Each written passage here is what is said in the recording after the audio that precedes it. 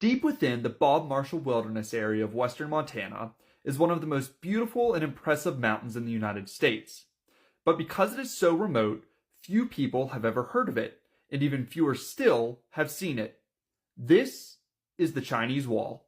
But before we talk about the Chinese Wall, I want to let you know that this is day one of Mountain Month, a series where I talk about your favorite mountains every single day of October.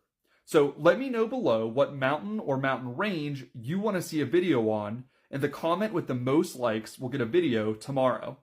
But going back to the Chinese Wall, it's a large escarpment located in the Lewis and Clark Range in western Montana, and at first glance, it's not hard to tell how it got its name.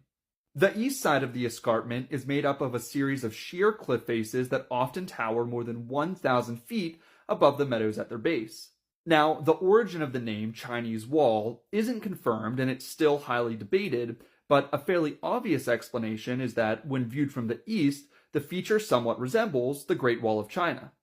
The definition of what constitutes the Chinese Wall varies between sources, with some claiming that it extends as far as 40 miles. But the most common definition of the wall proper appears to be a roughly 12-mile stretch of unbroken cliff faces between Larch Hill Pass to the north and Haystack Mountain to the south. For most of these 12 miles, the Chinese Wall makes up the Continental Divide, meaning that all precipitation that falls on the steep eastern face of the escarpment eventually drains into the Atlantic Ocean, while all precipitation that falls on the more gradual western slope eventually drains into the Pacific. The western slope is so much more gradual than the cliffs to the east because of the way that the Chinese Wall formed. You see, about 75 to 60 million years ago, a fault system called the Lewis Overthrust pushed older rocks that now make up the Chinese Wall on top of younger underlying rocks from west to east. Then, between 60,000 and 30,000 years ago, heavy glaciation in the area essentially sheared off the eastern half of the formation, leaving behind the steep cliff faces that we see today. Now, if you want to see the Chinese Wall for yourself, you have your work cut out for you.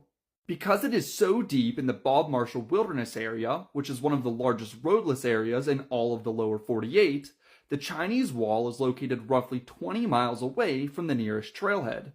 This means that in order to visit the wall, you're committing yourself to a minimum 40-mile round-trip hike. However, this hike is probably worth the effort, as the online consensus appears to be that visiting the Chinese Wall is one of the best backpacking trips in all of North America.